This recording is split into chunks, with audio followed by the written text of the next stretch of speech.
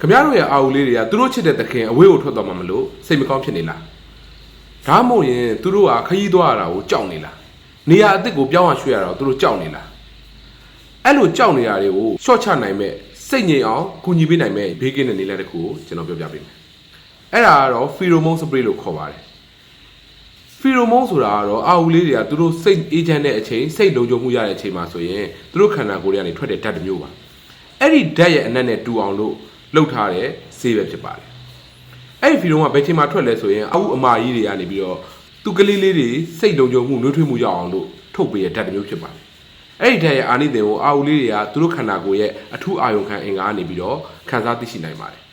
အဲ့ဒီဓာတ်ရဲ့အနက်ကိုကျွန်တော်လူတွေကမရပါဘူးအဲ့ဒီဓာတ်ရဲ့အာနိသင်ကဘာဖြစ်လဲဆိုတော့ကြတော့အာဦးလေးတွေရဲ့စိတ်ဖိစီးမှုတွေကိုရော့ကျစေတယ်ကြောက်ရွံ့မှုတွေစိုးရိမ်ပူပန်မှုတွေကိုရှော့ချပေးပါတယ်အဲ့ဒါကြောင့်မလို့ကျွန်တော်တို့ကအာဦးလေးတွေကိုခရီးသွားမယ်ကားပေါ်တင်နေတယ်ရုံးရင်ဆန်ကပ်ဖြစ်နေဆိုရင်အဲ့ဒီကောင်ကိုသုံးလို့ရပါတယ်တချို့ကြအာဦးလေးတွေကိုစေကန်းသွားပြခြင်းနဲ့စေကန်းသွားပြခြင်းနဲ့ဆိုရင်သူတို့ကရုံးရင်ဆန်ကပ်ဖြစ်နေကြောက်လန့်နေတယ်ဒါဆိုရင်သုံးလို့ရပါတယ်တချို့ကြတော့လက်စပါးတွေကိုပို့တယ်သူတို့အမွှေးညက်ဖို့တွေအလားခေါင်းလျှော်ဖို့တွေနေဟာအစိမ့်မှာဒါမျိုးတွေလုပ်မယ်ဆိုရင်အာဦးလေးကကြောက်တယ်ပေါ့နော်အဲ့လိုနေရာမျိုးတွေမှာလည်းသုံးလို့ရပါတယ်ပြီးလို့ရှိရင်သူတို့ကဒီမီချူမီပန်းတွေစူညံနေရတို့မိုးချင်းတန်တွေတို့လေတိုက်တန်တွေတို့အဲ့လိုအတန်တွေကြောင့်မလို့သူတို့ကြောက်ရွံ့နေရဆိုရင်လည်းဒီကောင်ကိုသုံးလို့ရပါတယ်နောက်တစ်ခုကတော့ dot separation anxiety လို့ခေါ်ပါတယ်အာဦးလေးတွေကသူတို့ချစ်တဲ့သခင်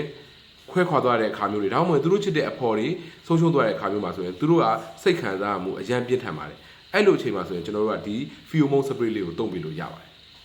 ဒီ pheromone spray ကစေဝါမဟုတ်ပါဘူးအဲ့ဒါကြောင့်မလို့အာဦးလေးတွေကမိန်းမောနေရတို့အိမ်မောကြနေရတို့ဒါမျိုးတွေလည်းမဖြစ်စေပါဘူးအာဦးလေးတွေပေါက်စလေးတွေလည်းသုံးလို့ရတယ်အာဦးအကြီးကြီးတွေလည်းသုံးလို့ရတယ်တကယ်အာဦးအိုကြီးတွေမှာလည်းသုံးလို့ရပါတယ်အာဦးအရွယ်အစားအမျိုးမျိုးတွေကိုဘေးကင်းပါတယ်ပြီးတော့ဒီကောင်ကမူးရတဲ့ဆေးမျိုးမဟုတ်တဲ့အတွက်အာဦးလေးတွေကိုမိန်းမောမူးရစရာမျိုးမဟုတ်ဘဲနဲ့ตายရတဲ့စိတ်ရင်သက်မှုကိုပဲပေးပါတယ်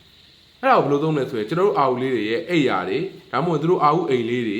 အဲ့လိုနေရာမျိုးတွေမှာကျွန်တော်ဖြန့်ပေးထားလို့ရတယ်တကယ်လို့ကျွန်တော်တို့ကသူတို့ကိုကားနဲ့ခေါ်သွားမှာဆိုရင်ကားထိုင်ကုန်လေးမှာအဲ့ဒါလေးကိုဖြန့်ပေးထားလို့ရတယ်၄-၅ချက်လောက်ပဲဖြန့်ပေးလိုက်အဲ့လိုဖြန့်တဲ့အချိန်မှာသူတို့ကိုလည်းဓာတ်ရိုက်မဖြန့်ရဘူးသူတို့အမွှေးပေါ်တို့သူတို့မျက်နှာပေါ်တို့ကိုအဲ့လိုလုံးဝမဖြန့်ရပါဘူးကြိုဖြန့်ရမှာပေါ့နော်ကြိုဖြန့်ပြီးတော့အဲ့ဒီဆေးဓာတ်က6သွားပြီဆိုရင်โอเคပြီတကယ်လို့လိုအပ်လို့ရှိရင်၄-၅နာရီတစ်ချိန်လောက်ထပ်ဖြန့်ပေးလို့ရတယ်အဲ့ဒါဆိုရင်အဲ့ဒီအာနိသင်လေးရှိနေလို့ရှိရင်အာဦးလေးတွေကသူတို့စိတ်လုံခြုံမှုရတယ်ပေါ့နော်အကြံပြုချင်တာတခုရှိပါတယ်ခဏခဏ display ကိုအားကိုးနေဖို့တော့အဆင်မပြေပါဘူးဘာလို့လဲဆိုတော့ကျွန်တော်တို့အာဦးလေးတွေအတွက်ရလက်ကောင်းဖို့ဆိုရင်သူတို့အပြုသဘောဆောင်တဲ့လေ့ကျင့်မှုလေးတွေလုပ်ပေးဖို့လိုပါတယ်သူတို့ကစိတ်လုံခြုံမှုရသွားပြီဆိုတာနဲ့သူတို့ကကျွန်တော်တို့ ਨੇ ထိုက်တဲ့ဆက်နွယ်မှုရသွားပါတယ်အဲ့လိုခါမျိုးကြရင်သူတို့လေ့ကျင့်မှုလေးတွေပုံမှန်လုပ်ပေးလို့ရပါတယ်နောက်ပိုင်းမှာတော့ဒီလေ့ကျင့်မှုနဲ့သူတို့အကျင့်စရိုက်ကပဲသူတို့စိတ်ကိုပို့ပြီးတော့ရဲရင်ခိုင်မာလာစေပါလိမ့်မယ်အဲ့တော့ pheromone spray နဲ့ပတ်သက်လို့ခင်ဗျားတို့အရင်ကြုံဘူးလားကြားဘူးလားစမ်းဘူးလားဒါတွေကို comment ထဲမှာရေးခဲ့ပါဦးတခြားသိချင်တာရှိရင်လည်း comment မှာမေးနိုင်ပါတယ်အားလုံးကျေးဇူးတင်ပါတယ်